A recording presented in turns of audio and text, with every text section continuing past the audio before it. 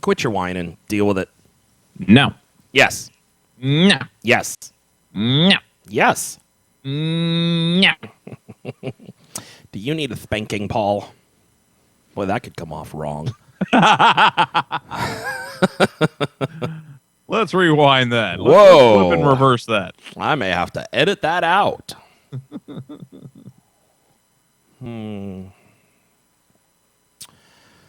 Oh, thank you, God, for allowing man to find coffee. Yes. And by the way, I do like coffee. I'm just too lazy to make it. Oh, I'm too okay. lazy to run out and get it this early. For just All right. All right. But it was kind of surreal listening to all this stuff being said about me, and it was too late for me. Like, I couldn't say anything back. Like, this is just not fair. Well, you had said you might log into the chat room, so that's part of. Well, and I had hoped that I would, but that day just didn't like happen. south. Yeah. Well, there's a Ustream app for your phone. Oh yeah, but that was Thursday, right? Yes. No, Friday. It was Friday. That was Friday. Yeah. Okay. I maybe could have made it, but I very seriously doubt it. Gotcha. So, did you hear Tom say that he hates you? Yes, I did. It made me smile. Oh, good. I kind of laughed a lot. I was not prepared for that when he said it, and it struck me so funny right then and there. Right? No, I thought that was great. Yeah. I felt the love from that statement. So I don't know if he shared this with you, but he has left the pastorate. The pastorate? Yes, he's no longer pastoring. Oh, that's what that means. Yeah, he's going music full time, like DJ and all of that kind of stuff.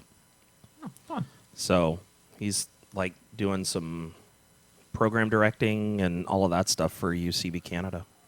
Nice. As well as still doing his show.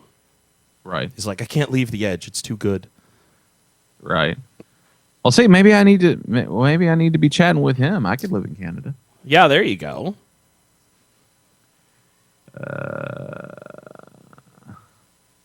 Who's Alyssa Dietrich? She likes our link. We have a girl who listens. She popped in last week, I think. Oh. Yeah, she popped in last week. She's from Canada. Oh no, she's from Vancouver, Washington. So she lives like 45 minutes away from me. Yeah. That's funny. That's cool. Yeah. We have a girl. I don't know why, but I think that's kind of cool. It's like, wow, we appear to more than just guys. Well, because neither of our wives listen, so it's nice to know that I think my wife has listened for like half an episode once, and she was like, "You guys did good. That's all I need to know." Yeah, it's like there's a little bit of an appeal, but other than that, yeah, we're not appealing to our wives. That's funny. Between that and asking me if I needed discipline earlier, this is just turning into a very interesting show. Yeah, totally. Let's see.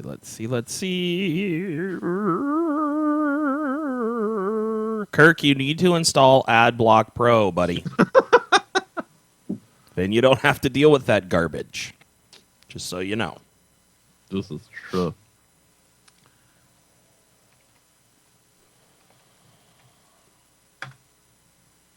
Speaking of which, I need to double check, make sure. Did I mute everything again?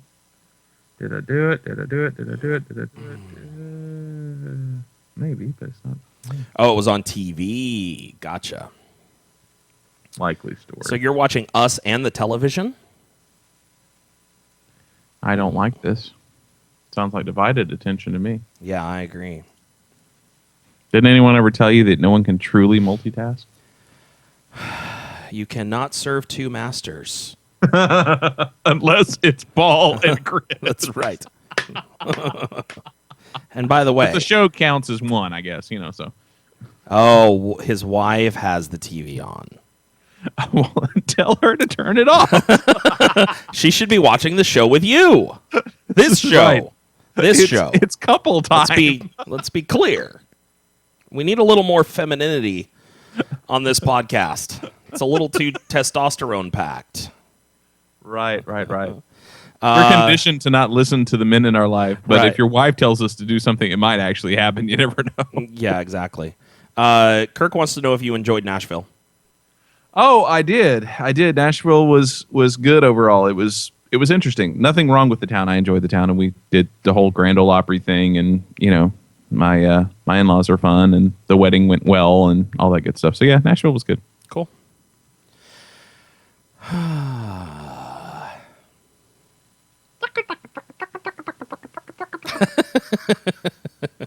You missed it. I failed on the ending of the show last week. I played the intro instead of the outro. Uh-oh. Like, I am such an idiot. And of course, you know me and my penchant for never wanting to go back through and do any post editing. Right. I just kind of let it go. There you go. Why not? Let it go. Let it go. Don't want to edit no more. Speaking of which, as far as the whole Let It Go reference, I listen a lot to this one of the NPR game shows called Wait, Wait, Don't Tell Me. Uh-huh. And they were talking about one of the questions for one of the contestants was, this is an unlikely reason why someone would actually want a divorce. What was the grounds for divorce in this state this week or something like that? Like, I don't know. Like, well, this lady and her husband had seen Frozen 2 or 3 times, and he finally admitted to her very bluntly that he just really didn't get it, and he didn't see what all the fuss was about, and he just really did not actually like Frozen. So she said, that means there's something fundamentally wrong with you as a human being, and I don't think I can be married to you anymore. So we're not allowed. We're not allowed to have free choice. If you don't like what I like, I can't be married to you anymore. Right. I mean, so the joke was, and then once presenting this to lawyers and the judge says you really just need to learn to let it go. Well, to get over it. But they set it up for the let it go thing, and then they didn't do it. They're like, you just really need to get over it. Yeah. Oh my goodness. It's it's a sad depiction of where we are as a society when something as stupid as he doesn't like the same movie I like is a reason or considered grounds for divorce. Yep. I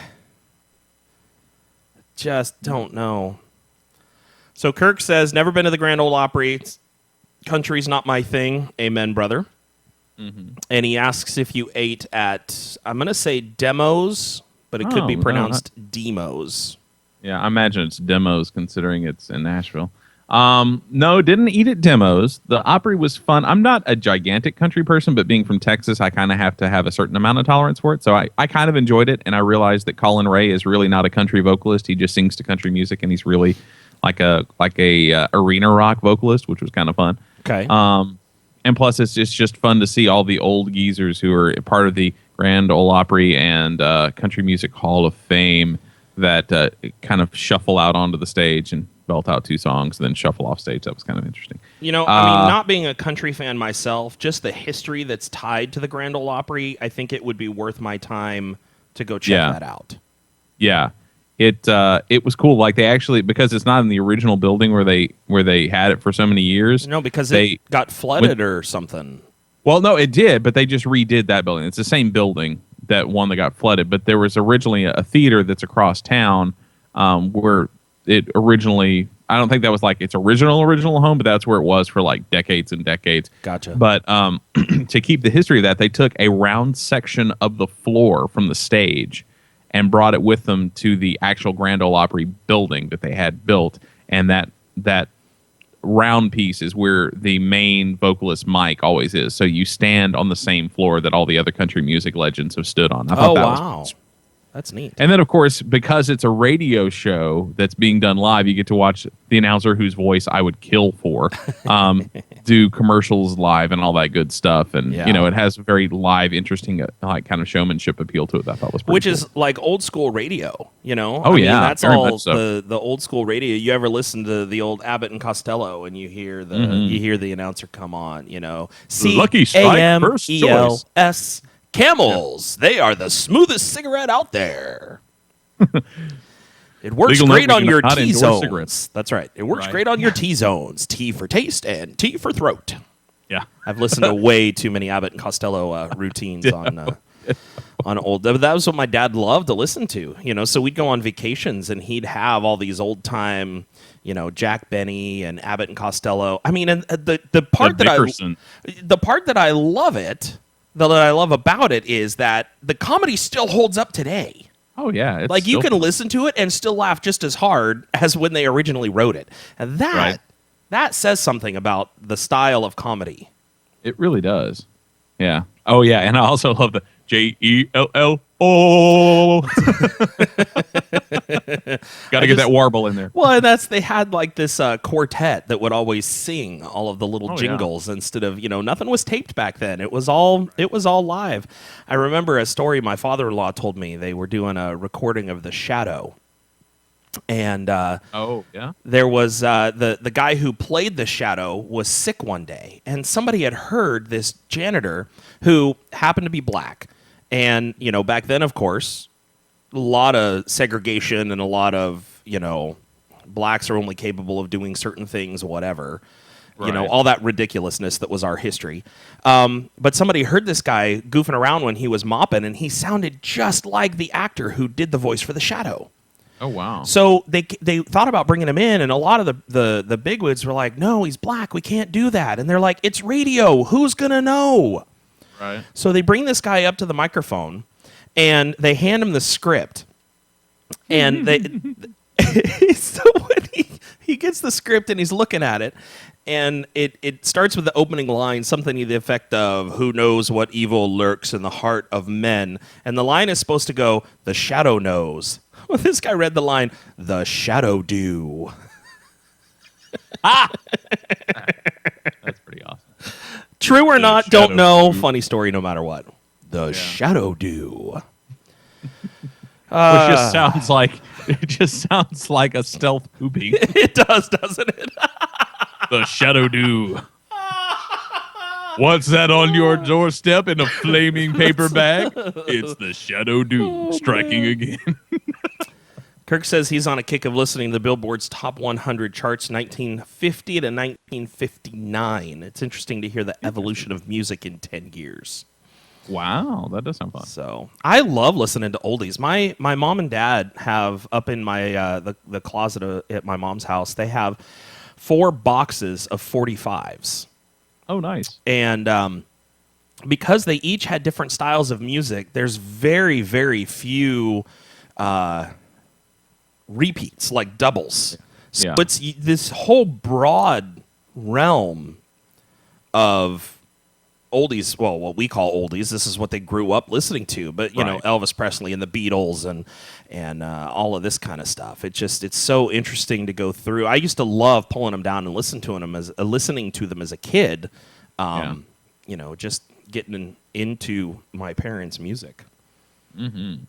Although what's depressing to me now is now the oldies station here is playing like Queen and it's like 70s and 80s. Classic 80s rock. What? And now the classic rock station is playing Nirvana and Soundgarden. I'm like, no. It's like, you are evil and wrong. That is not classic rock. That is the soundtrack to my youth, you horrible person. Yeah, exactly. Okay. Oh, my. All right. Well, we should probably get this ball rolling, yeah? Yeah, we probably should. But before we get too much further, just so I know whether or not to mentally prepare for this, are we discussing the Toby Max phone call or not? I don't care. Toby Max phone call? Toby Max. Sorry, Kevin Max. I said Toby Max. Man, I'm really mixed up this morning.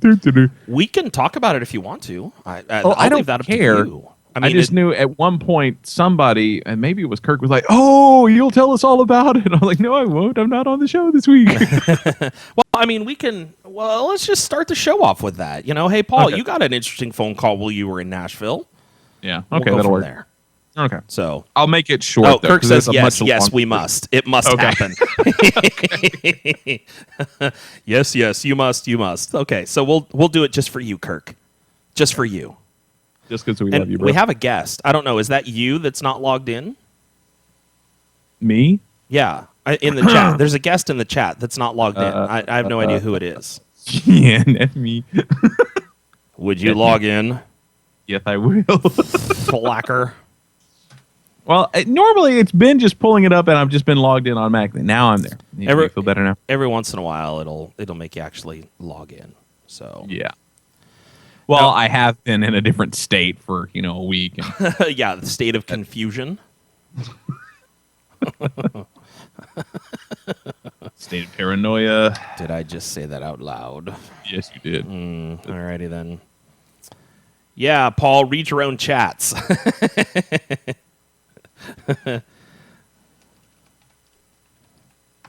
Tim just commented on the photo and said, "Typical Chris shooting one of his kids."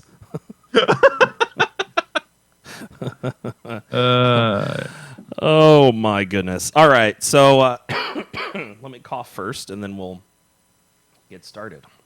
Stuff your lungs back in and let's go. Having asthma and being sick just sucks. I'll tell you that right now. Yeah. Sarah does that to me all the time. I'm like, oh, that's so sad. Yeah. Oh. I can tell how broken you are.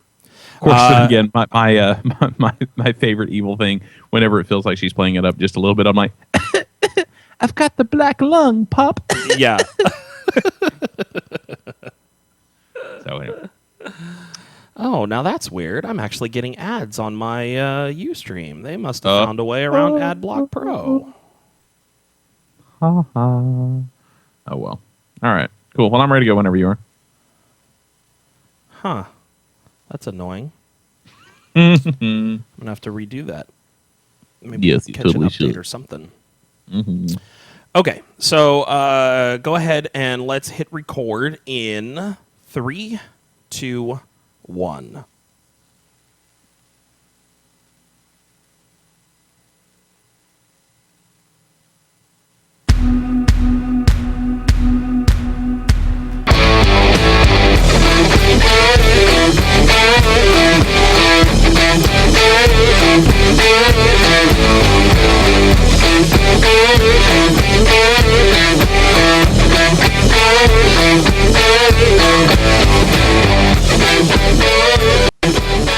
Hello, everybody, and welcome to another episode of the Rock in a Hard Place podcast, episode number 75, I believe this is.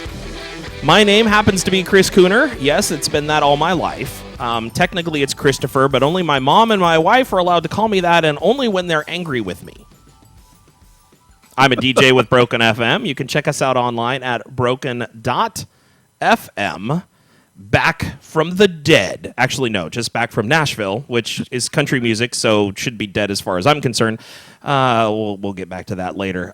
Joining me, as always, my good friend, Paul Gibson. But see, now it's not as always, because I wasn't here last week. So being here as normally usual most of the time.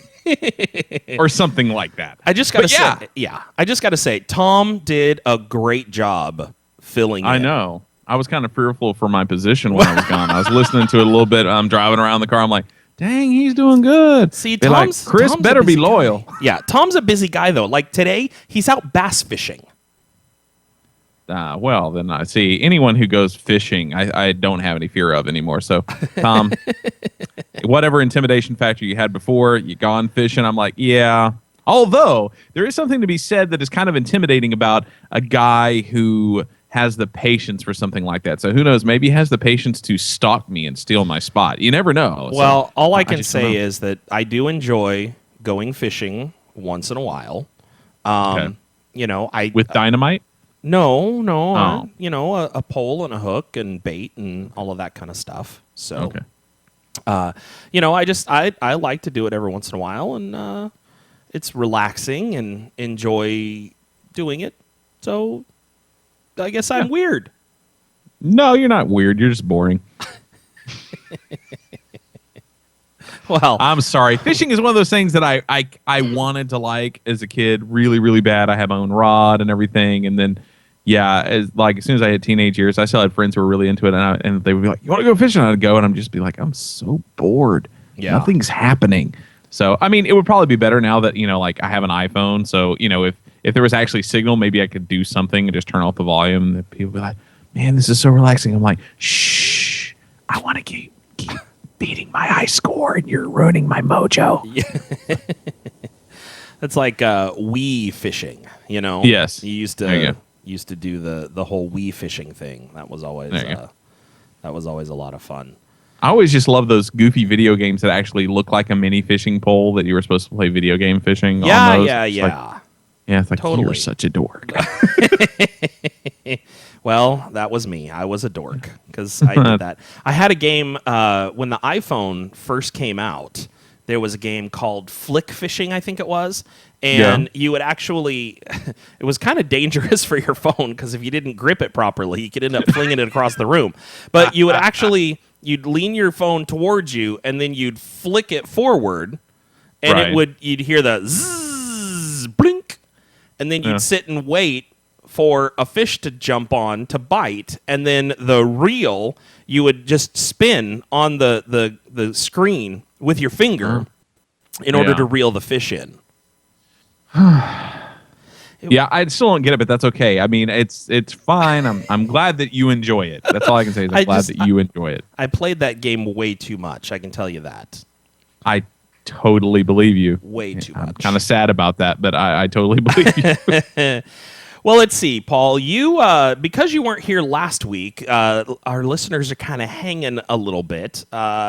They heard you mention something about an interesting phone call involving a former DC Talk member, and now I think they're waiting with bated breath to see what exactly that call was about. Yeah, that was weird. That was quite possibly one of the most surreal moments of my life. Quick backstory. I'm going to try to say this in a way that does not point any fingers and very much is not trying to make anyone look bad, because I don't think it was anything more than just a really big misunderstanding. But long story short, I was trying to get a hold of the new Kevin Max single so that I could play it, because that's what I do. And it kind of went through a couple of different people, I think, before it got to the person I wanted to, because I left a message with somebody over the phone, and I think something was lost in translation. Eventually, I got an email back basically saying, I don't know what it is you think happens here, but we don't give away music for free, to which I wrote back and was explaining, what the show was and who I was, and I was trying to... Basically, I was trying to write an email that was the equivalent of talking really, really slow. And so I sent that off, and the next day I'm sitting up in my in-laws' attic, which is room finished and quite nice, and I'm working on last week's Christian Rock 20 show. So I'm sitting there doing my thing, and I get a phone call, and the ID says it's a Nashville number. I don't know anything more than this. So I answer the phone, I'm like, hey, what's up? This is Paul. And the guy was like, oh, Paul Gibson? I was like, yeah. He goes, hi, this is Kevin Max, to which I just about peed myself. I mean, I held it together enough to sound like I wasn't that impressed. I was like, oh, yeah, hey. And inside I'm like, You didn't go, Kevin who? I'm sorry, is this Kevin Smith? Max Eugene Smith? Third member of DC Talk, the crooner, the guy who wants to be Bono but isn't. Yeah, you say Kevin Smith, but then you could be talking about the guy who made the film Clerks. Right, exactly. Which I'm sure has something to do with the fact that, reason why he changed his name. So anyway, so he's basically, long story short, tells me, hey, I intercepted this email that's basically seems like you're not getting what you need. We'll make sure you get what you need. Sorry, we're in the midst of kind of being in a flux of choosing, who's handling certain areas, but we do have this kind of nailed down. We just need to sign papers, and I'll make sure you get the music, and all this is great. Let me talk to you about the new single, to which I'm like, this isn't an interview, but I'm having fun. Yeah. And then he's like, oh, by the way, anything I can do to help is great. Want to do an interview with you in the future. Heck, if we're in Portland, I want to stop by and see you and do an in-person interview. And I'm just, the little bit of pee has turned into a lot of pee by this point. It's like, man, I should have worn that diaper today. I'm like, son of a gun. I know. And it was so weird. I'm very impressed with myself, not to brag, but I'm just so impressed that I did not sound like a drooling fanboy the entire time. Yeah. So I'm completely nerding out on the inside, and on the outside, I'm like, yeah, we could probably do that. Yeah. Sure. And I'm just like, duh. But it was fun. He was a really cool guy. He wants me to text him when I want to do an interview, which I'm not going to lie is going to be extremely difficult to make myself do. Because I'm going to be like, I've got to be bothering him. This has got to be annoying somehow. There's no way that Kevin Max is letting me text him on my phone. Totally. Anyway, but that was a long story short of that, but it was very cool and very weird and surreal, and I'm still a little giddy about it. It's been almost a week, and I'm still like, da, da, da, da, da, da, da. So anyway, it was good. Awesome. Tim actually tweeted Kevin Max, and Kevin Max tweeted back. So I mean, he's obviously allowing himself to be approachable, which I think is fantastic. Right. You know, yeah. I think that it's going to end up being a good thing for his career. It seemed for a while, and this is my own impression. And Kevin, if you happen to get this copy of this show, and this is the only episode you listen to, please understand, I don't mean this in a bad way at all. Right. But it just seemed like before he got in with Audio Adrenaline, he was a bit of a recluse. I think he would acknowledge that. I think a good bit of what he said since then, and he may have mentioned this on the phone with me, I would like to say that I was paying more attention than I was, as opposed to just repeating to myself, this is Kevin Max, this is Kevin Max. But I think he was very open about, in general, about the fact that he was kind of reclusive and that he got a little bit too inside his own head, and that he was writing music that was really for him, and that he really wants to write good music that isn't just, I will think this is so cool when it's done. Right. No one else will get it, and that's okay. And not to say that it was bad, but yeah, it was very different. It did not have in any way a mass appeal, because it was different. I mean, it was very different. And that's not always a bad thing, but I think that he gets that maybe if he can think a little bit less outside the box, then maybe he can reach more people in a positive way. So I think he's really gunning for that now. Yeah, totally. So it's going to be interesting to see what all shakes down. But he's up for doing another interview when the album comes out. So we'll probably try and get him back on for the Broken Record. And I mean, it sounds like he's going to be a good contact. When we got to interview Toby before he came to Davis earlier this year, I kind of did that same thing. He called and he's like, "Hey, this is Toby Mac," and I'm like, you know, I'm like, "Forgive me, Toby, I'm geeking out here a little bit." And he's like, "What's going on?" I'm like, "Well, you know, I grew up listening to DC Talk, and you guys were just huge in my book, and you know, to have an opportunity to talk to you, just I'm a little bit excited about it." And he goes, "Oh, well, that's okay." It was like, "We've tried for a long time to get you on." Yeah. And, you know, things just never worked out. And he's like, "Well, you should have just called me." You're like, "Yeah, because I have your number in my Rolodex." That's just, you know, I'll look up your phone number on Facebook or something, because we're such close friends. And I mentioned that we had talked to Kevin before, and we'd talked to Toby. I said, "I've gotten 2 of the 3 members of DC Talk down." And he goes, "You haven't talked to Tate? Tate's the easiest guy to get a hold of." Yeah. Apparently not for me. Every time we put in for an interview, we get Duncan, and that's not to knock Duncan. Duncan is a fantastic interview. Let's face it, America runs on Duncan. That guy, man, he is a ball of energy. Yeah, he is. So I loved talking to Duncan, but it was just funny that he's like, "Tate's the easiest one of us to get a hold of." I'm like, that doesn't seem to be the case. Not for me. Right. So, that was one weird thing that came out on the phone call. I was talking to him, I'm like, "You're the only member I've ever gotten to interview," and I think that's really, cool. I'm happy to be doing this. Even just to talk to you on the phone, even if we never get to do an interview, I think this is really cool. And he goes, "Oh yeah," he goes, I kind of know what you mean to a certain degree. He goes, "When we were out with Audio A, I got to see them quite frequently, because we would end up like on a festival bill together, and I'd get to hang out with them on the bus or whatever. And that was really cool." He goes, "But now that I'm doing this again," he goes, "I want to hang out with my buddies, but it's just really difficult now." Yeah. But I think it's really cool, though, that he still thinks of Toby and Tate as buddies. You know, it doesn't seem like most bands, when they go their separate ways, feel that way. I mean, it may not have been animosity, but at the same time, I mean, there's the potential for, a little bit of jealousy. I mean, let's think about this. So, Toby, Kevin, Michael, as DC Talk, they are one of the most popular bands in Christian music. Right. Okay. They split. Toby goes off to a solo career that just shoots him into the atmosphere.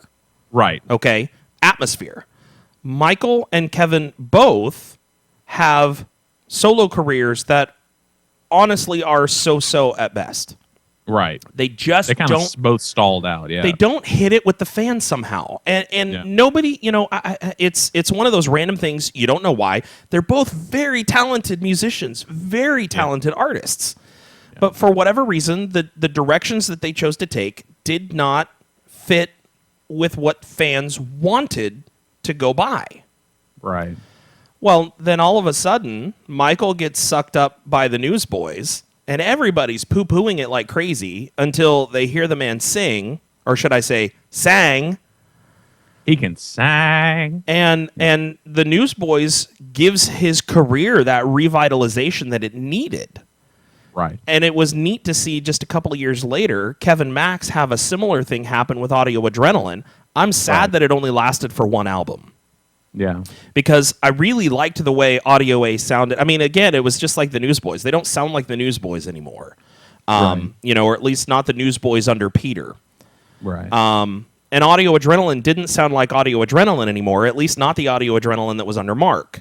It's a different feel, but I liked where they were headed.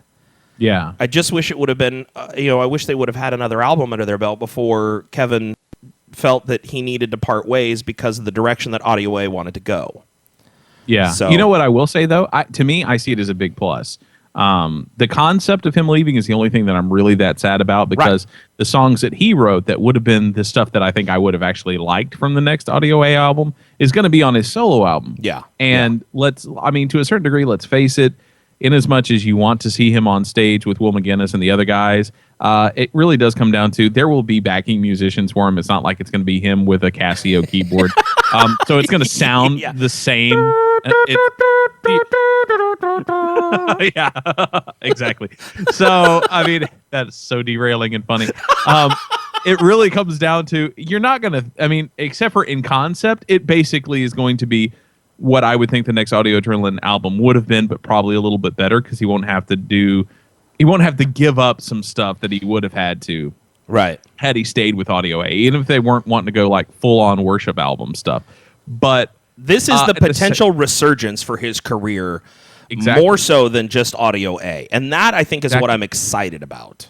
Absolutely. And plus we get to hear what Audio A is going to do without him, and the guy who used to be in Abandon is a good vocalist. So I think it will be decent either way. I don't know if I will love it, but I think it will be something that will connect fairly well, and maybe even a little bit better than it did with Kevin, because I think people will be a little bit easier to assimilate the guy from Abandon, because it's not a matter of, oh yeah, it's Audio A with the guy from DC Talk. I think there are a lot of people who never got over that, just like there are some people who have never gotten over that with the Newsboys. Right. But with Abandon, it's like, oh yeah, I kind of think I remember hearing their name. Oh yeah, forget it. Whatever. He sounds good. Right. It's not going to be a big deal because Abandon never did get that traction that I think they really maybe deserved, even though they had a couple of number ones. But still, there's Abandon Kansas. They didn't exactly have a hugely original name, and they're still kind of around, but they have a different guy now. So I don't know. I don't think it's going to be nearly the hurdle to get over that it was with Kevin. Not that it was a bad thing, but some fans are just never going to give up on that. So. No, it'll be interesting to see how everything pans out. Now, I want to explain something to the people listening. A few weeks ago, when we talked about this whole Kevin Max leaving Audio A and all that kind of stuff, I titled the episode "Audio A Does A180." Yeah. I got it. Do you know what that is? I don't know how many people got that. In Kevin's letter, he talks about Audio Adrenaline before they became Audio Adrenaline, and their name was the letter A 180. Yeah. So I thought that it would be fun to kind of use that as the episode title, and nobody commented on anything about it. So don't you just hate it when you have an awesome joke and no one gets it? I have no idea if anybody understood that that's what it was or anything like that. But it's like, man, maybe that's just a little too inside baseball. Could be. Now, see, I want to. Now it's time. Now, since you brought that up, I'm gonna have to air my dirty laundry. I don't know if you were just ignoring my awesome joke from earlier, or you didn't hear it, or what. But somebody better have gotten my wonderful. You're like, and Duncan's awesome, and I said, because after all, American runs on Duncan. I thought that was pretty awesome. It was a coffee comment. I know, and it it was pretty stinking good. You're like, you didn't even acknowledge that it was there. It's just you drove past it like roadkill on the street. So it was bad. There's two ways to look at that. I mean, Duncan is high energy, so he's kind of like a Duracell battery. So you could say that America runs off of his energy like that too. Right. So I mean, it's kind of it was a very deep joke. It could have gone a lot of directions, and I didn't really know which way to take it. Good, Kirk got it. That's good. So there you go. There you go. Well, so from phone calls to news items, Tom actually sent me a message earlier this week and asked if I had heard anything about the new Woven War track. Now, for those of you who don't know, Woven War is pretty much everyone left over from As I Lay Dying. So who's not in prison? Who's not in jail, right? Sorry. Now, we're going to preface this by saying Woven War has not said anything about them being a faith-based band. Right. And as a matter of fact, yeah, I'm pretty sure what I've read is that every member, including the lead singer, who is actually still currently a member of O Sleeper, which is a Christian band, all of the members individually do not claim Christianity as a faith of theirs anymore. Right. So, yeah. So we just want to preface that. The only reason we're sharing this is because it's been an interesting story that we have followed kind of since the beginning of the falling apart.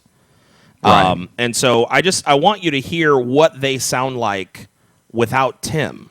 It's pretty much what it is. So this song is called The Mason, and it is it's the latest track, I guess, that they've released. It's out on YouTube right now. You can check it out. But here is a clip from The Mason by Woven War.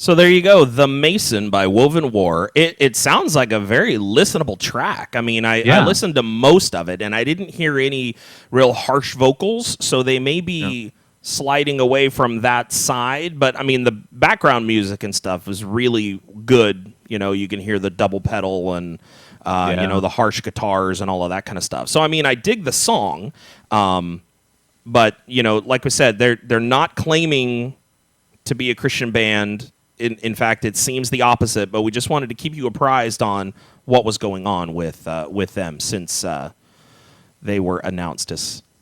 Which I will add to that a little bit. There has been another little thing that has come out about Tim that is kind of interesting. It's not I guess it's not as much about him. It's an interview that he's done recently, and I'm guessing that this is separate from the big alternative press interview that he did. Okay.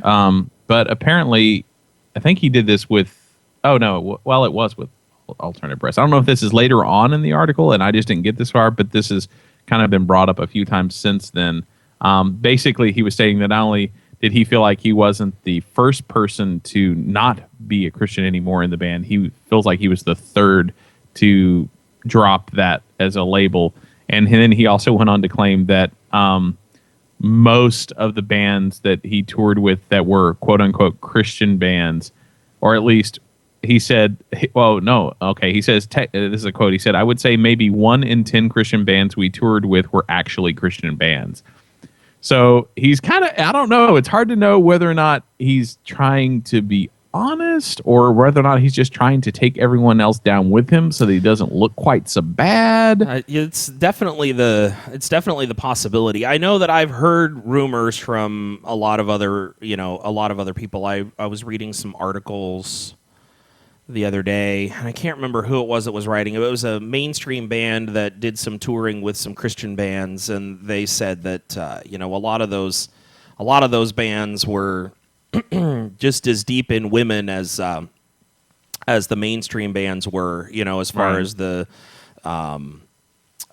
what's the word I'm looking for? The groupies. The groupies, that's the word. You know, the groupies were just as bad, and they were doing the same kind of things that mainstream groupies were doing.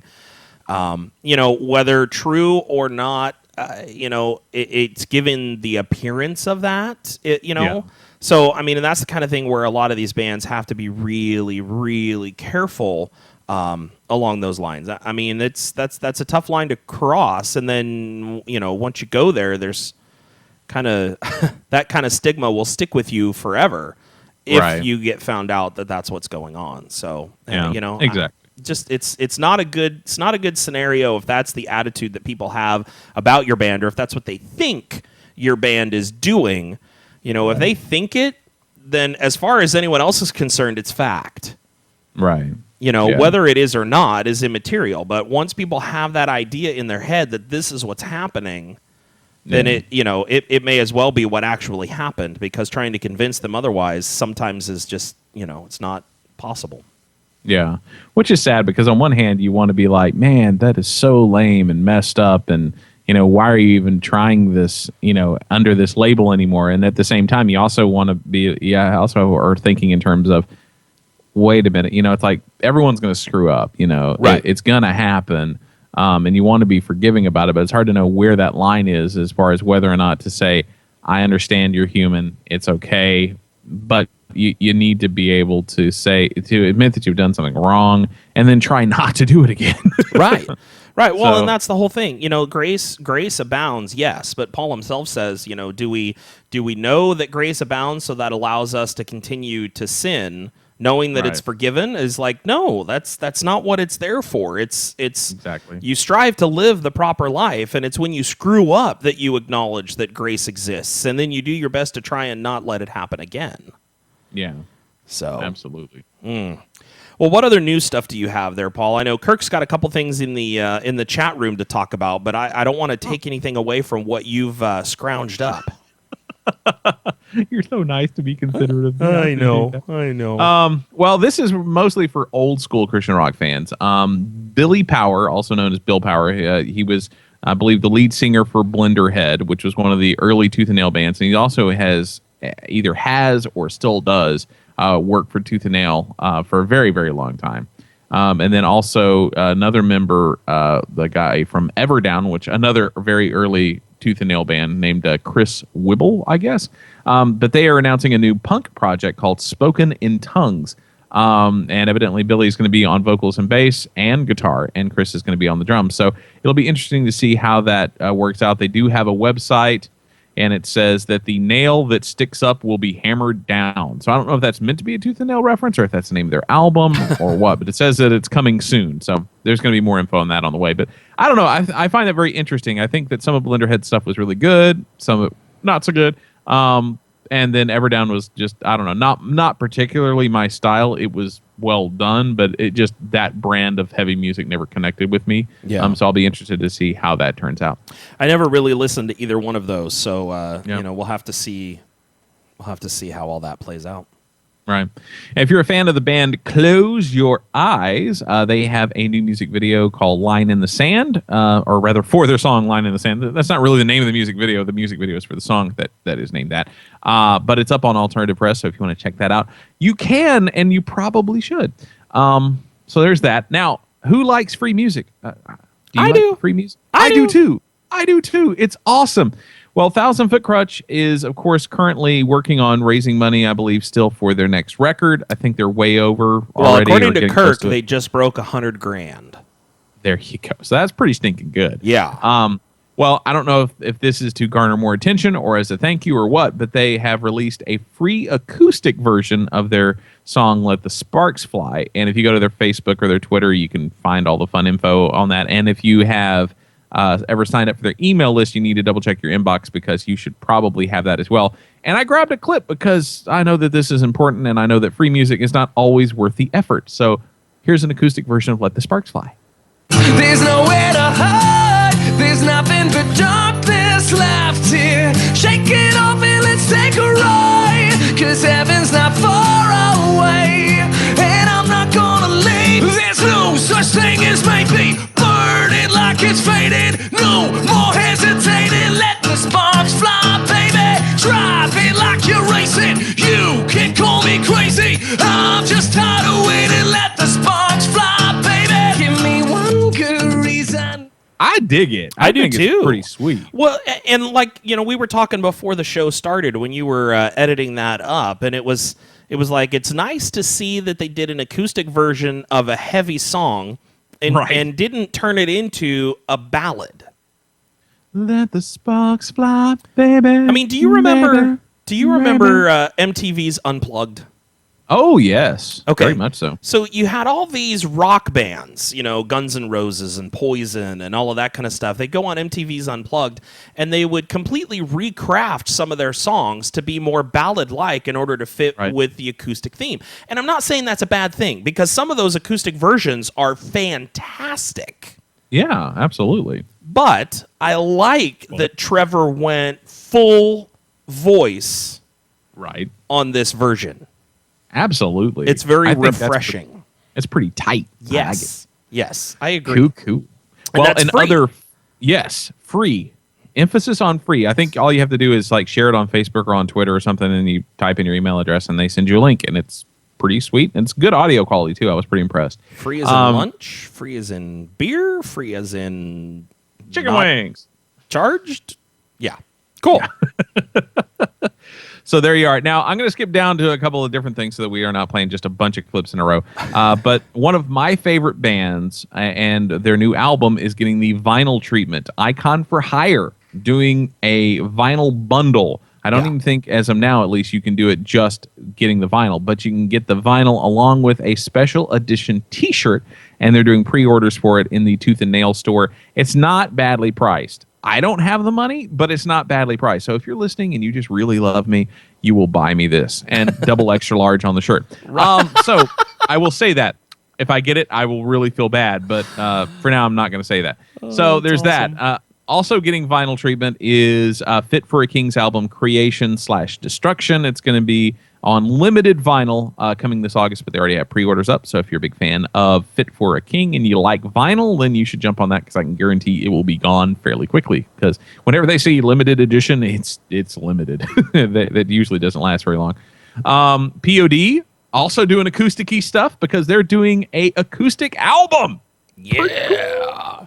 So they're doing a pledge music campaign for this, which they're going to be releasing this themselves, which I'm not sure if that's a sign of the future for them. I don't know if that means that they and Razor and Tie are parting ways, or maybe they're just doing just this one by themselves, or what. I mean, there's just no way of knowing until you actually talk to the band about it.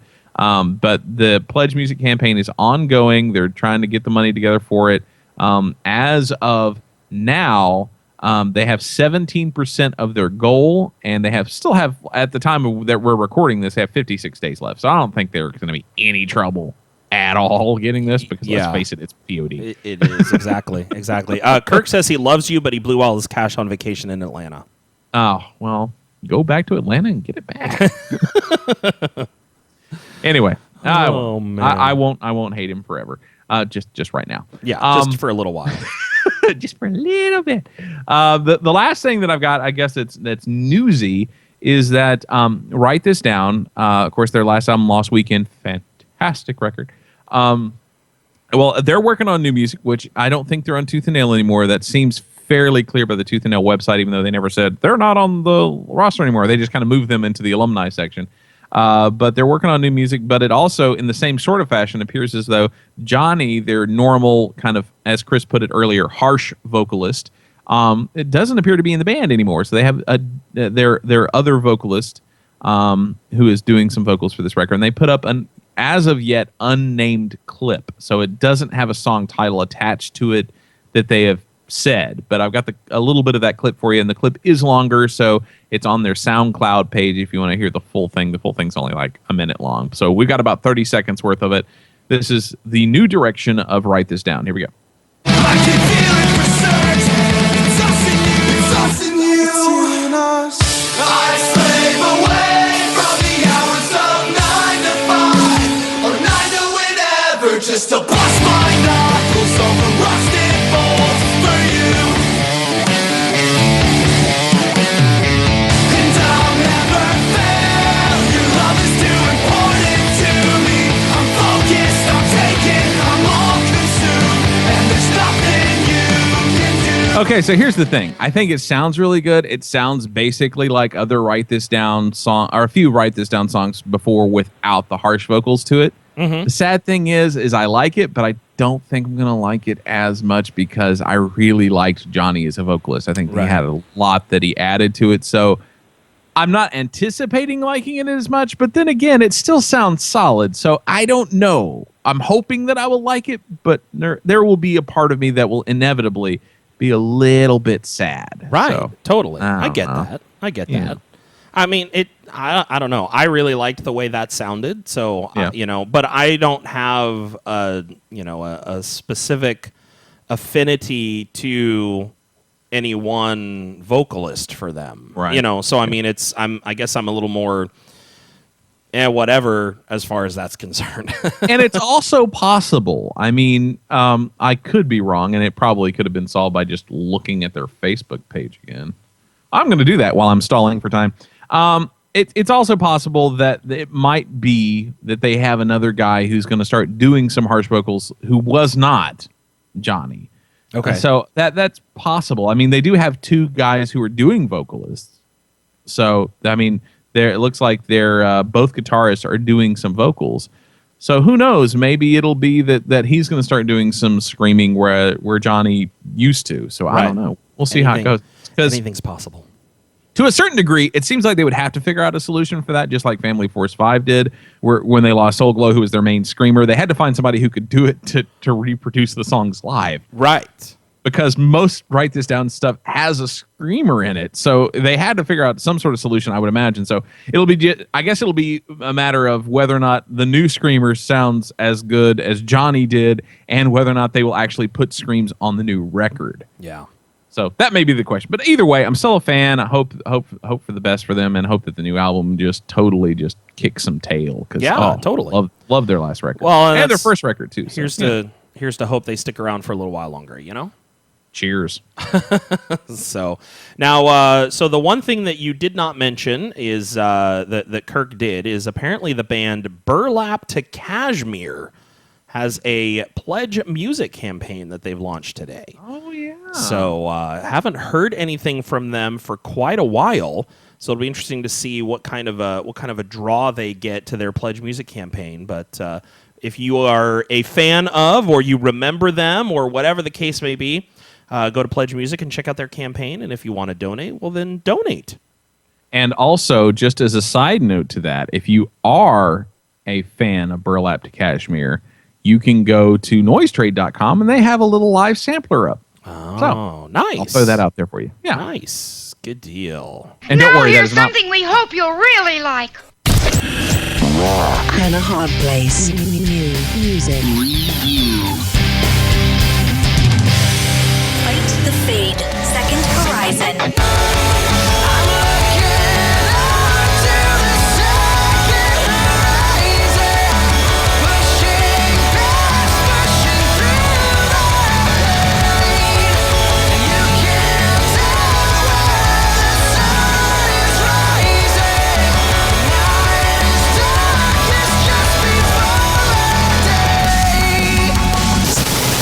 Halfway through 2014, and we've been treated to some really sweet rock releases. Almost spoiled, really. I thought I'd look back over my shoulder and see if I'd missed anything worth bringing to your attention. And lo and behold, over in the corner under a Demon Hunter t-shirt, I saw the latest album from Tulsa, Oklahoma rockers Fight the Fade, entitled Second Horizon. Fight the Fade, aka singer Zine Smith, guitarist Tyler Simpson and Brian Conway, bassist Trevor Taylor and drummer Chris Robertson, are a band that's gaining quite the reputation for their live show experiences, and who recently rocked out to rave reviews at Rocklahoma. FTF do have one other full-length album under their belts, 2012's What We Know, but I believe it's this album, Second Horizon, that we're really seeing these guys come into their own. Full of thrashing guitars, enormous stadium-sounding drums, and on-the-mark vocals, Second Horizon is an album that I'm guilty of overlooking, and I completely regret it. All of the songs on this record belong to each other. Cohesion is what I mean, starting with the opening track, Alive. I just dig it when you're listening to an album and you can totally picture the band playing the entire collection front to back in front of a live crowd. This is that kind of album, complete with a killer short opener for the band to take the stage to and then warm up the house with their face-melting rock. A live tees the album off well and leads into the electrifying staccatic riff of the next song, Beside a Dying Fire. This cut features some contemporary strings in the chorus that give it an extra punch but don't sound like they're ripping off Skillet or Red. The title track and the first single further shows the maturation process of FTF. A big grand sound, Second Horizon was made for Christian rock radio. And I have to give a shout out to the producer that mixed this record and specifically this song. An excellent use of pans and doublers fill the entire audio spectrum, and I just love the sound of the drums. Monolith is where these guys really start to show some teeth. FTF released this track as a teaser back in February, and I actually won a contest Fight the Fade held on Twitter and was sent a free copy of it. When I first heard it, I was intrigued to say the least. I mean, this is a killer song with a chorus that would make any drummer tip his hat. Did I mention I like the drums yet? The tracks Desolate and Lost go hand in hand, since the former is a collection of spooky news clips referring to the seemingly regular shootings that have occurred in theaters and schools across the United States over the last few years. Lost is a social commentary song in which Jonah 33 singer Vince Lichlighter drops some guest vocals. This is easily the most emotionally charged number on the album, as it gives voice to the thoughts that almost everyone has in the face of senseless tragedy. We all want God's answers when chaos strikes, and this song speaks for those of us that just stand stunned in silence at events like Sandy Hook Elementary. The second single released was the digitally infused Rise. A tune of defiance, this track has a Linkin Park vibe, but well done. Back in February, Fight the Fade campaigned via Indiegogo to raise funds for the completion of this album. They set a goal of $10,000, but unfortunately were only able to raise $1,900. But I have to say, that's money well spent. If you haven't heard it yet, due to the geyser of hard rock releases this year so far, take the time to sample on the band's YouTube channel, and you'll likely be joining me in saying, I wish I knew more about Fight the Fade, but something tells me one day I will. I give Second Horizon by Fight the Fade 3 rocks out of 5. For the Rock in a Hard Place podcast, I'm Tom Labonte. That is right. Tom Labonte is the host of The Edge on UCB Canada. You can find out more about him at ucbcanada.com and rockfortherock.net. We've known the boys in Fight the Fade for a while now. When after their previous album came out, they actually have 2 albums prior to Second Horizon. But the first album has a different singer.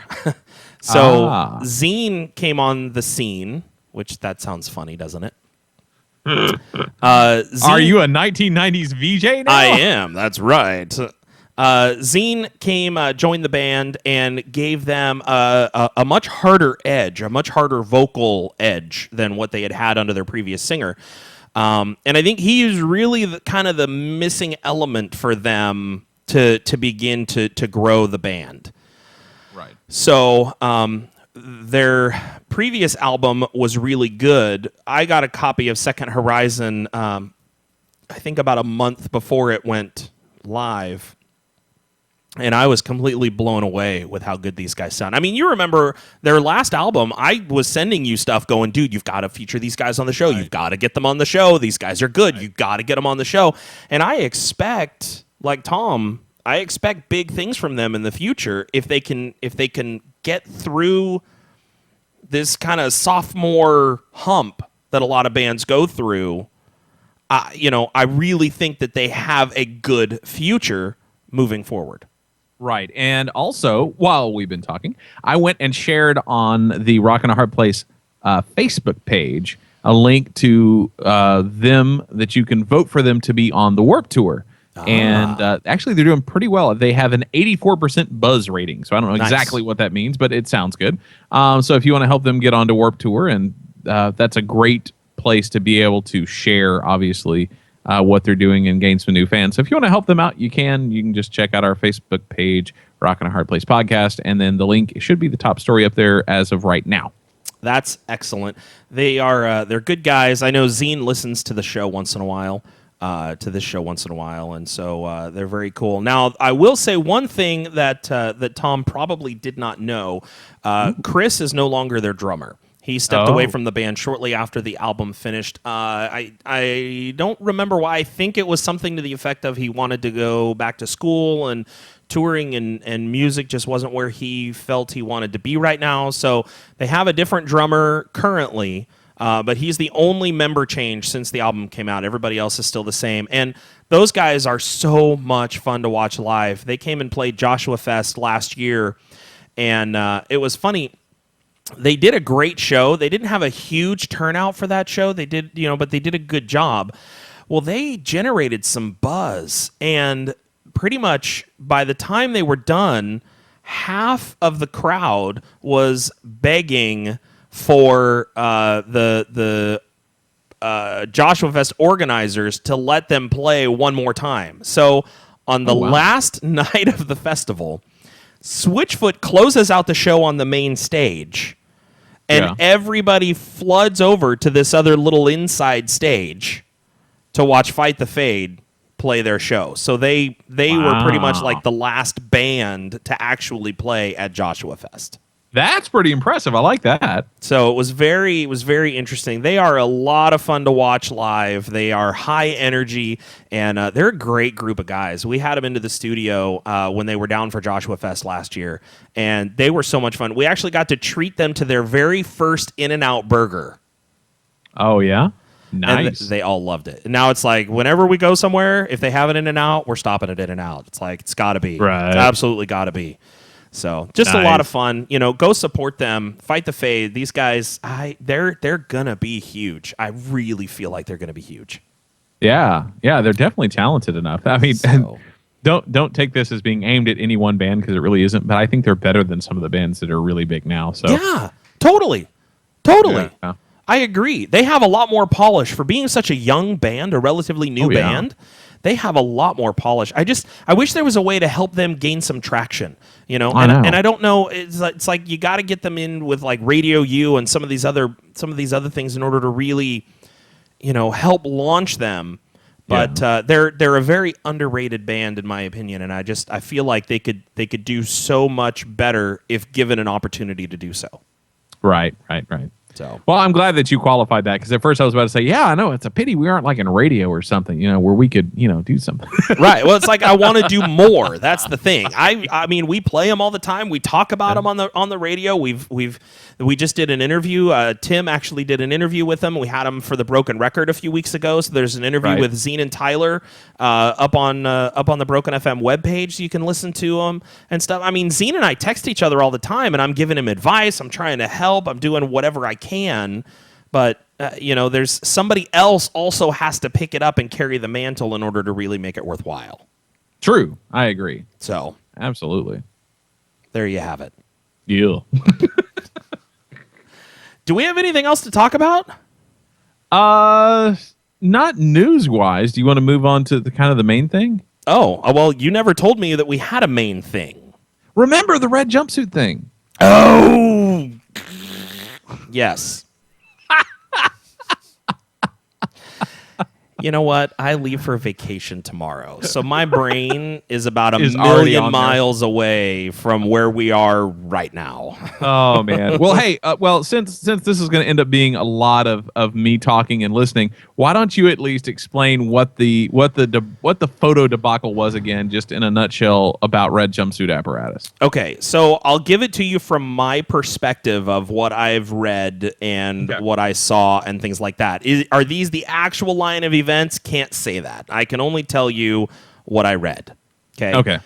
There was a photographer, and I'm not going to share his name because, quite frankly, I don't remember and I don't feel like looking it up. Neither do I. There was a photographer who took some pictures of Red Jumpsuit Apparatus. He posted them on his website, I believe. And Red Jumpsuit grabbed one of the photos and was tweeting it out, but they supposedly edited the watermark out, and they did not credit the photographer that took the picture. Right. He claims to have asked them to credit him for taking the picture. Right. They supposedly came back. You like all these qualifiers? Yeah, that's fine. No worries. They supposedly came back and said, no, essentially, or forget you, or something along those lines. They had no desire to credit any of that stuff. It ended up becoming a battle with emails and tweets back and forth. Finally, they seemed to give in and credit him, but by then it was too late. They had already developed a lot of angry people that were on the photographer side of things for not having credited the photographer. And I know Kirk is in the chat room, and he's a photographer. He takes beautiful pictures. I've seen a lot of his work, and he does a great job.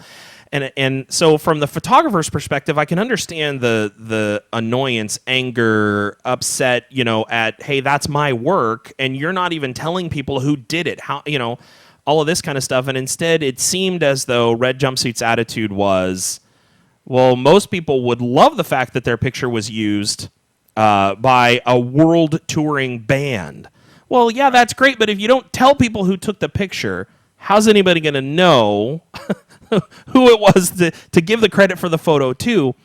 So it became this big blown-up thing, and I think Red Jumpsuit lost some fans. I know there's a guy who his goal in life is every time Red Jumpsuit posts anything, he jumps in and brings up the whole, you stole a photo, everybody should not like you anymore. Right. That's the one thing that he lives for nowadays. And I'm thinking, man, if that's all you do with your time, you need to find another hobby, because that's going to get old pretty fast. So that brings us to the present. Red Jumpsuit, of course, now is about to drop their new album, which the other end of the story is it's coming out on July 4th. It's going to be for free. And, of course, a lot of people saw this as a reaction to the idea of, oh, we stole a photo, so now we're going to try to save face. So that has been a rumor that has been floating around about this. But, they have a new single. It's doing well. The Christian, at least radio scene, does not seem to be hugely hindered by this whole thing, which I think is probably just as well on a certain level. But anyway, so I had him on the show, and it's on this weekend show. So if you want to hear the full interview, or at least most of it, you should check out the Christian Rock 20 this weekend. We talked with Ronnie. He's an interesting fellow to talk to. But you won't hear this on the show because it was a 26, 27-minute interview. I only really have time for up to maybe 22 minutes in a pinch, but I really like to keep it around 18 to 20. Right. So this part, I was like, you know what? Probably on average, the least amount of people know/care about this chunk. But since we had talked about it on the show, I wanted to bring a chunk of the chunk that I didn't play. So there's more to this, and if you want to hear the full bit of interview that talks about nothing but this debacle, you can check out thechristianrock20.com. It's in the media section. You can stream it. But here is a good bit of it that kind of gets really to the meat of the matter. And then if you want more, you can obviously go and hear it. But this is him. I'm asking him about it. I saved this to the last question because I was like, there's a good possibility that depending on how mad he is about this, that he might just hang up. I don't know. It's like you never know going into these things. And so my wife was very helpful because she does a lot of interviews as well for documentaries. And she's like, yeah, you should totally say that to the last question. I'm like, oh, that's a good idea. So, I mean. And that is why you married her. Exactly. Because she helps me out a lot. Anyway, so I'm going to play you this bit. I've just asked him about it, and this is what he says. The long story short is we had somebody approach us to cover one of our shows. Right. It was a company called Tone Deaf. They asked us if they could shoot the show. We said yes. Then they asked us if they could have free tickets. We said yes. Now, normally in the industry, a lot of the times when you do that with an unspoken agreement of, yeah, cool, I'll give you tickets, I'll let you in, and then, if you send me the photos, I'll use them. Right. That is just, it's always been that way. We've been a band a long time, and we've never had any kind of issue like this before. So then, we did the show, they did the review, and then we got an email. Now, this is something that is not on the photographer's website. And Right. Had this information been included amongst many other pieces of information, people would have actually seen the true story. The reason why we didn't address it publicly is because, honestly, we don't care. If somebody wants to manipulate the story around, that's fine, because we know the truth. And if you know the truth, then that's all that matters. Right. We got an email from the company that hired him, Tone Deaf, which is an Australian company, from the editor-in-chief, and he said, hey, check out these photos. Now, when he said, hey, check out these photos and linked us to the website, we were like, oh, cool. Usually when they ask you to do that, they want you to share those photos on your social media networks. Right. You know what I'm saying? Yeah. That's the whole reason why they link you to the website. Well, if you read that whole story, which includes manipulated emails, things that are taken, literally like words that were changed, sentences that are taken out of paragraphs, and I'll give him credit. It was done very well. And, you know, it's very one-sided, and it makes us look like we're bullying somebody. But if you actually read it the whole way through, we didn't bully anybody. As a matter of fact, we didn't even respond to the guy the first 3 times, even though he was threatening to sue us, because we thought it was ridiculous. And when we did respond, we replied, LOL, go for it. Now you tell me, are you bullying somebody if they walk up to you and poke you in the eye and slap you in the face and then you push them back? Are you the bully because you were attacked first multiple times? That's not how bullying works. Where everybody could walk around all day long and punch people in the face, and then if they get punched back, they're going to be like, oh, you're bullying me. Right. That seems a little ridiculous, right? Well, Yeah. Those are the actual facts. We responded, and the only reason why we responded is because we were threatened multiple times. And then after he created this website, we responded with a hashtag, which I don't even remember what it was. It was something silly. It wasn't super degrading. It wasn't, cuss word. It wasn't go kill this guy or anything like that. Right. It was a simple hashtag. And then I actually removed that tweet later because I was like, you know what, guys? Even though we all know that the story's manipulated and we all know that it wasn't true, and he got all these media outlets to cover it and really went, gung-ho with it, and none of them, not a single one of them, contacted us to ask if we had our side of the story or if any of this was true. They just ran with the story. So we could have come after a lot of them, but we didn't, because what's the point? Like, we know it isn't true, so it doesn't bother us. So, I removed the tweet, and then I actually was like, look, the only thing that we really did wrong is we didn't turn the other cheek. Right. We should have just let it go. We should have just been like, look, this is all a misunderstanding. And the reason why it was a misunderstanding, which is the truth, is because we were sent a link to the photos by the actual website, which then we took and after a situation where, cool, we can use these. And then, there was a question of his credit being cropped out or whatever. But that was just an Instagram thing. Anybody out there in the world knows that when you put a photo on Instagram actually forces you to crop the photo. Right. So one of the guys cropped the photo just because he wanted to post it on Instagram, not because he was intentionally trying to take anyone's credit. Now, this would be stealing the photo. If you put a photo online and you credit yourself, right. Okay, you stole that photo. It's a physical fact that we did not do that. Yeah. We simply posted the photo that one of our guys had because of Instagram crops just to fit into the dumb little Instagram window. Right. That's it. It's a very innocent mistake. Then when he reached out to us, we immediately were like, oh, cool. Yeah, that's right. This was Australia, because we didn't remember because it was months after the tour. And, you don't remember every photo when you play hundreds of shows.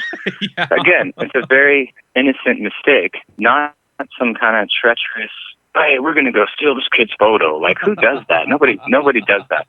So, so we immediately put his credit up there. And then after we put his credit up there, then he told us we wanted us to pull the photo. So then we pulled the photo. So all the things that he actually asked us to do, we actually did. Again, none of that's in his review either. So Yeah. I don't blame the kid. I don't blame anybody, because none of the band members were really fully involved in it. It was just a squabble between two people emailing each other. Right. One person saying, hey, you did this. One person saying, hey, you did that. The bottom line is we didn't steal anything from anyone. We shared a photo that we were linked to by the editor-in-chief from the website. That information was never put out. I still have the email. Instead of posting the email and twisting the story around to our side of the story, which is exactly what he did, we chose to just not address it because it's not that big of a deal. And there you have it. I mean, that's his side of the story, but I don't know. It's one of those things where you kind of get it, and at the same time, you kind of don't. I don't know. I mean, one of the points that he made later that is kind of cropped out, because I was like, man, this is turning into a way too long of a bit, because I think the full thing is like 8 or 9 minutes long of him just talking about this. But one of the things that he put up was, a lot of people were saying, why didn't we respond earlier? He goes, if you get an email out of the middle of nowhere, somebody saying, hey, that's my picture, I want money for it, put this name on it. He's like, why should we instantly believe somebody who's randomly emailing us? Because we never had contact with him to begin with. Right. All we had contact with was his editor, and his editor didn't ever seem like there was any strings attached to these photos. Right. And I was like, oh, that's a good point. No one did bring that up.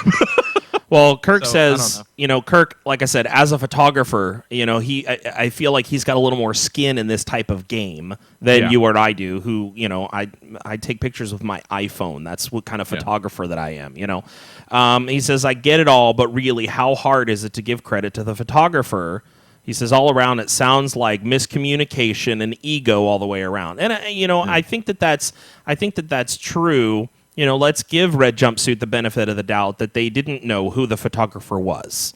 Right. How are they supposed to give credit when they don't really know who the photographer is? Right. I think what this will do is it'll make them leery about posting other people's photos on their Instagram for a little while.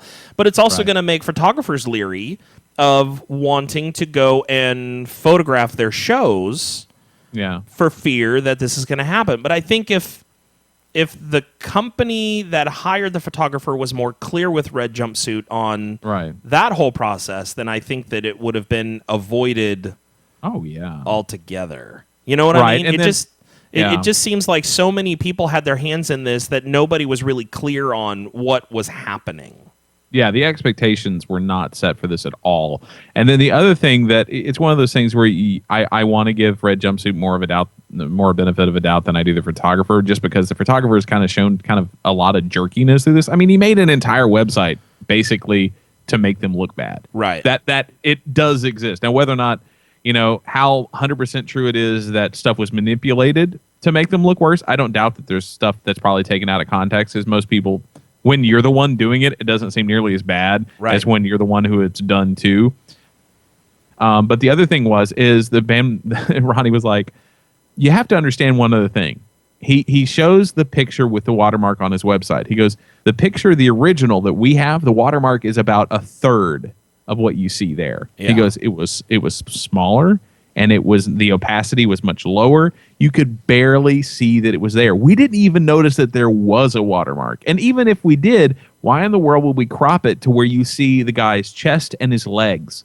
Right. He goes, that would be a pointless picture. It could be anybody. Right. So, they were like, we really weren't trying to crop out his watermark. I mean, Instagram is what Instagram is. Whatever. But it was so funny because through the whole thing, he's like, it really doesn't matter. It's not a big deal. But you could tell he was so annoyed by the whole thing. Well, totally. And I think his annoyance was that nobody bothered to talk to them about it. Right. Nobody wanted to say, hey, what's your side of the story? Right. It was just, you guys are wrong for doing this without listening to what it is that they say. Kirk says he agrees. He thinks the company that offered the shoot didn't explain things to either the photographer or the band. And I mean, that's why you gotta be careful when you handle stuff like that. You've got to figure out what is going on there. That's And by the time this was all over, at least according to the photographer, they sent him a check. I mean, I still don't think, in as much as Kirk and all other photographers out there, for the amount of exposure that ended up getting you, whether you consider it positive or negative, by the time it's all over with, the fact that he got money out of it too does kind of hurt me just a little bit. Yeah. So I don't know. I mean, maybe that's wrong, but I've taken pictures too at concerts, and I've offered them to people from time to time, and I'm not a professional. I do take decent pictures, but I'm sure I'm not in the same league as the people who do this for a living, but at the same time, I would not expect to get money after all that. I'd be like, you know what, just forget it. Just forget it. Totally. But Kirk says when he does a shoot, free tickets or not, all he asks for is credit. Says they don't even have to link to my page or anything, and he would cut the band some slack because this all happened a while after the show, and they didn't ever meet the photographer. So I mean, because like they said, this was months after. I mean, do you have any idea how many shows touring bands like them play a year? Right. Totally. And plus, if you've ever talked to a band member, usually they have maybe 3 different shirts that they wear on stage. So it's not even like, oh, well, you would remember what you were wearing. No, they won't. No, not necessarily. Well, I have been to see bands play where there's a couple fans that they actually know Right. And that, to me, blows me away. So it means one of two things. Either the band has a really good memory, or this person goes to a lot of meet and greets with this band. Right. You know? So when you see that kind of stuff, you kind of go, oh, wow, they must go to a lot of shows and do a lot of meet and greets to meet this band, for the band to know who they are.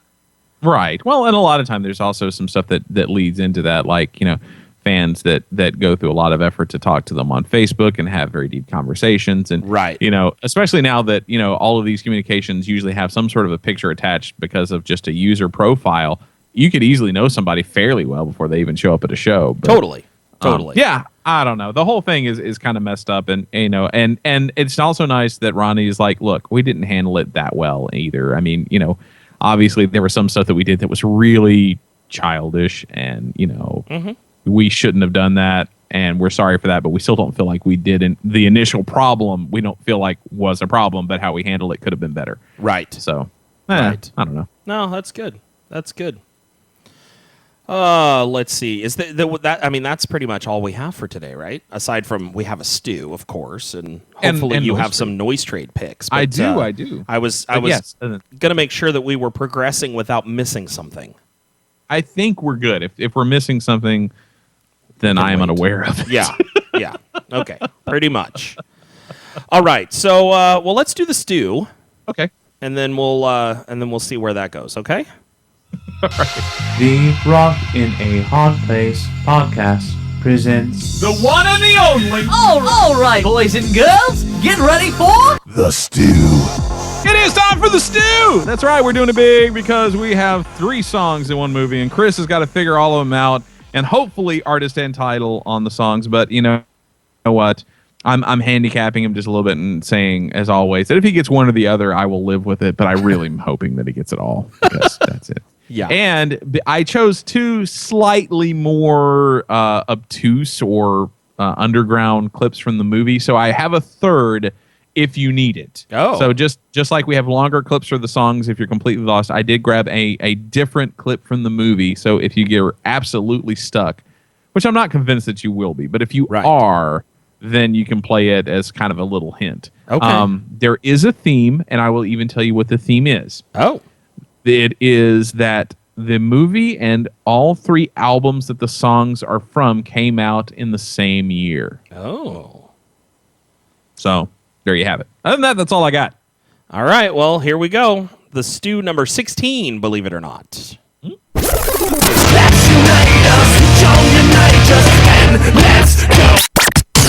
I'm disinclined to acquiesce to your request. From the rooftop, screaming till the whole world knows you're gay. Take what you can. Give nothing back.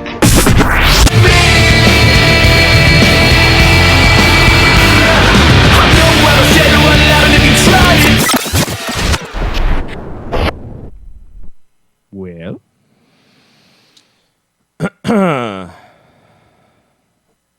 All right. So the third song is Fireproof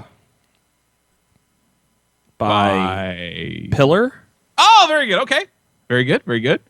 The movie is Curse of the Black Pearl, the Pirates of the Caribbean. Oh, nice. Nice. Okay. I did not get the first 2 songs. Really? Yeah. Okay. Yeah.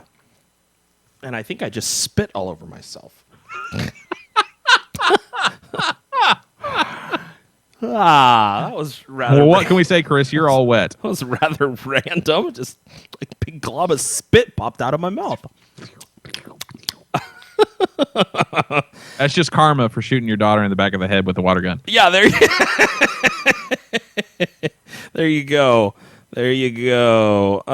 My good. Oh, somebody just commented on that song and said I'm looking very OG in that picture. Kirk has the first artist, but he may not say yet because I'm not done. So, let me listen to the long song 1 and see if I can figure this out. Okay. Okay. Let's go down. Here comes the sound. Everyone down your feet. All right, so it's TFK. Mm-hmm. The song. He says the name of the song. Yeah, is it Get Down? No. No.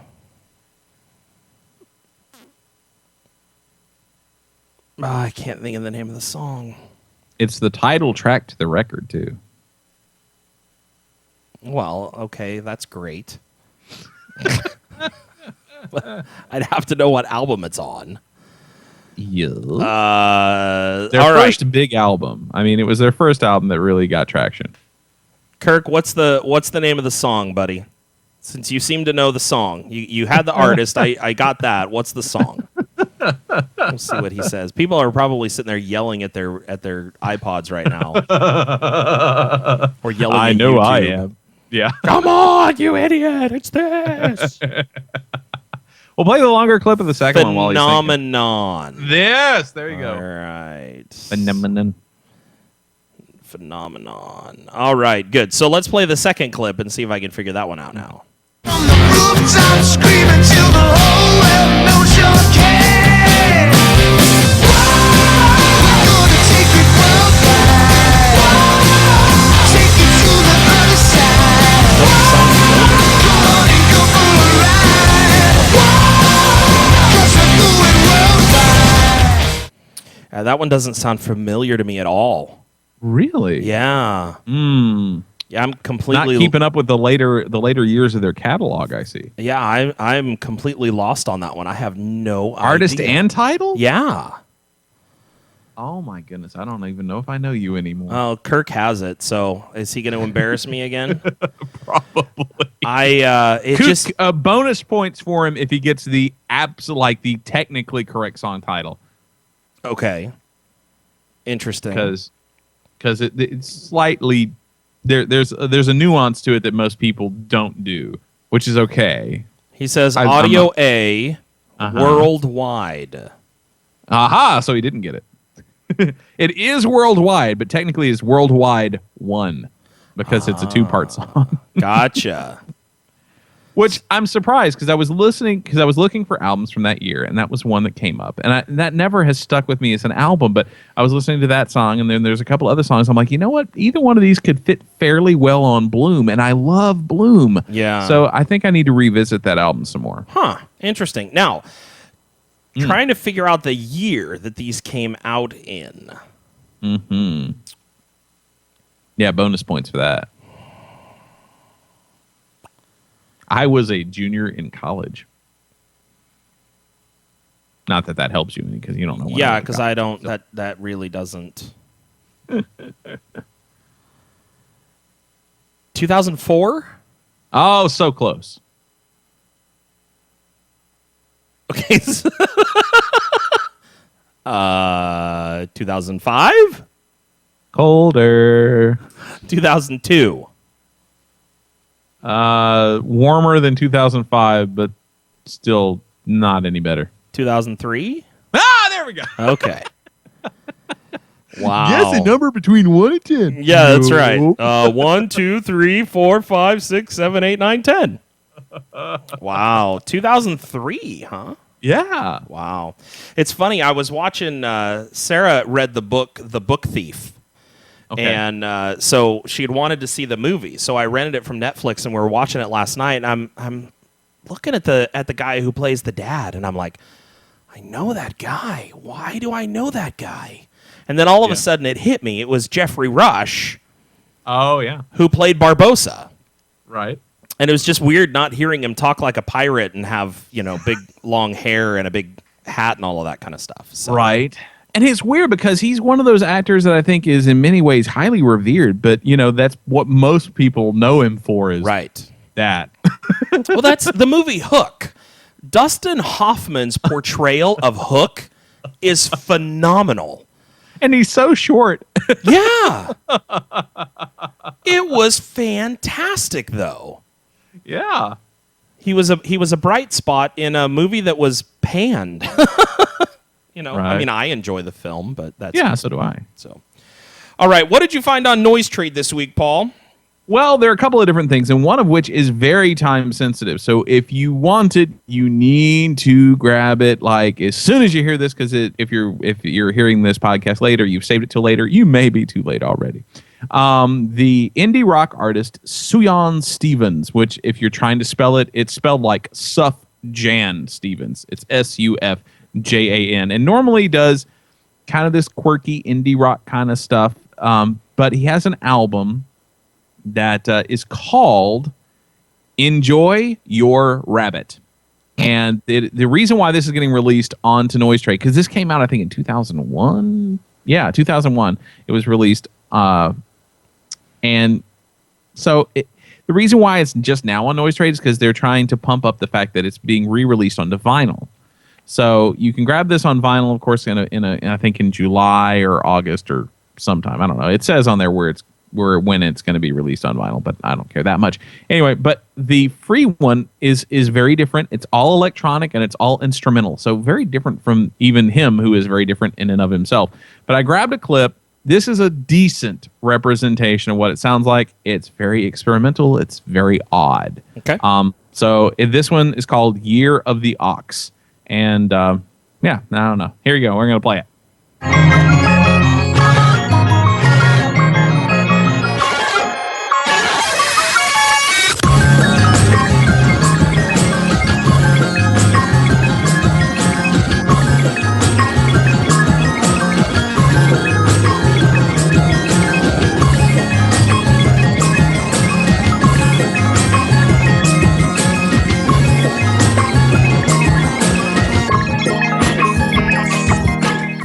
So, like I said, this is a decent representation. Some of it's weirder than that. Some of it is more normal than that, but that's kind of somewhere in the middle.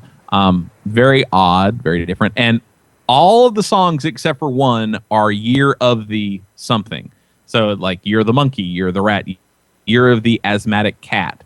But then randomly, there's one song that's just called Enjoy Your Rabbit, which is, of course, the title track to the record. Right. Which I think is kind of funny.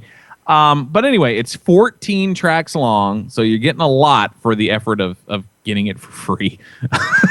But if you halfway like it, you ought to download it. And of course, if you don't end up liking the whole thing, you can always delete it. Exactly. That's the great part about free music, is if you hate it, you don't feel bad about getting rid of it. That's right. So noisetrade.com, Sufjan Stevens, Enjoy Your Rabbit. Now, the other one I have is far less weird. Kind of one of the Christian rock pioneers is hitting the road this summer, and unfortunately I don't think they're coming anywhere near me unless I move. But it's the band The 77s, and they have released a fun kind of tour sampler that has a lot of good stuffs on it, and I was extremely excited because I don't have all of their albums. I've got a few, but not all, and it's called the Late Greats 2014 Summer Tour Mix. And it's got a good amount of stuff on there. There are 14 tracks total, including, of course, probably one of their most popular songs, which is a cover of a cover, Nobody's Fault But Mine, which I think we may have played a clip from at some point on the show before, which was the most famous version is done by Led Zeppelin, I think. But anyway, that's a great one. They also have a cover of a song by Wilco that's on there, and then all the rest of the stuff is more original stuff. But I grabbed a clip that once again is kind of a happy medium between their really slick stuff and their less slick stuff, and it ranges from blues rock to a little bit more surfy stuff to a little bit more plain straight up rock and roll. It's a lot of different eras that they've been through, but this is a clip from their song Rocks in Your Head, The 77s. Me, I disapprove.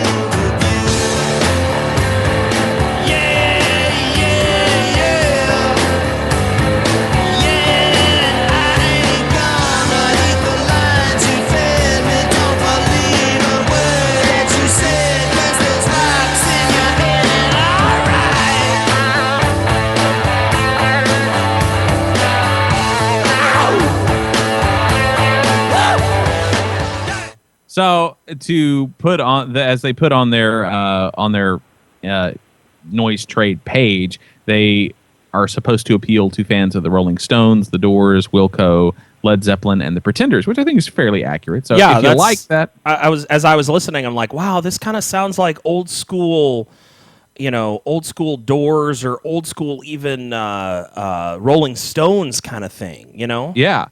Yeah, and that's definitely what they were going for. And they're one of probably the most critically acclaimed Christian bands in the history of Christian rock. And you know, they're one of those bands that got kind of forgotten. Yeah. But they're still doing stuff every now and again. And it's funny because they've had several iterations of names. And if you download it and import it into your iTunes, there will be 77 apostrophe S, 77S, the word 777 spelled out, 7 and 7 is, which was kind of like a weird little departure for them. I have that album. I don't know why it's different. I think it was like a slightly different lineup. Yeah. But for whatever reason, they kind of changed the name for that, even though it was still basically the same thing.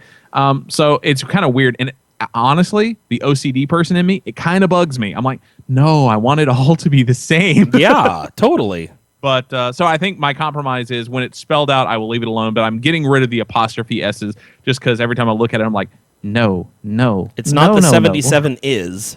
Yeah. So anyway, so if you want to grab that, the 77s, the Late Greats 2014 Summer Tour Mix. And if you search for it, you can just type in 77S. Yeah. And that's the easiest way to do it. But yeah, once again, free. You don't like it, you can delete it. But definitely make sure that you listen to their version of Nobody's Fault But Mine because it is fantastic and totally awesome. worth your time. Good deal. So there you are. Good deal. Well, that is going to do it for us this week. We hope that you enjoyed the show as it was. We will be recording next Friday morning. That'll be Friday, July 4th, because I am out of town on Saturday the 5th. Actually, I'll be coming home on Saturday the 5th. From a quick little camping trip for the 4th of July weekend. So yeah, Friday morning, 9 a.m. Pacific time is when the stream starts that you are able to watch and hang out with us on. So if you've got nothing going on the morning of the 4th of July, I mean, the fireworks don't start till 9 o'clock at night. So you should be able to come and tune in and be with Paul and I live for a little bit. We should try and make it a slightly patriotic show. Like, not overly, but, you know, maybe find some patriotic-ish Christian rock tunes or something like that. I bet we can do that. Well, that's like a side story. When we went to the Grand Ole Opry when I was in Nashville, there was one song that was by an up-and-coming artist, and my wife and I were like, both like, wow, this guy's really good. It's like, this was his first time on the Opry. We're like, this guy is going to be famous. And Sarah looks over at me and she goes, man, this song is going to be on the CMAs next year. I'm like, yeah, it could be. And then it got to the next part of the song where he started talking about the troops. And I was like, yep, I wasn't sold before, but I am now. Yeah. I'm like, in country music, if you can talk about the country lifestyle living, you can talk about women, trucks, and then you throw in the troops, man, it's like the trifecta. It's right. It's on. It's on.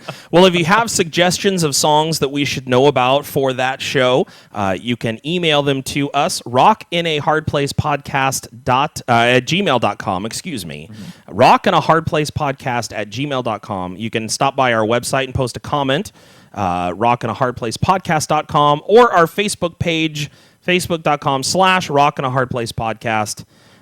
It's very easy to get a hold of us. No problem at all. If you want to email me directly, you can just send an email to chris@broken.fm. It's very simple. CHRIS@broken.fm. You can reach me directly. And Paul, do you want to share your email address? Or? Yeah, just paul@thechristianrock20.com. And that's the Christian Rock 20. Yes. Not spelled out. So yes, not spelled out. 20.com. So loads of ways to get a hold of us and let us know what you're thinking. Take a second to stop by iTunes and actually leave us a review. We've been sitting at 14 for a while now and haven't had any new comments or anything like that. So if you have a sec, just run over to iTunes real quick and drop a line as to why you listen to the show and whether or not you'd recommend it to your friends. All of that good stuff. Sounds good. I like it. Yeah, I think that is it. So I will say I am Chris Cooner. And I'm Paul Gibson.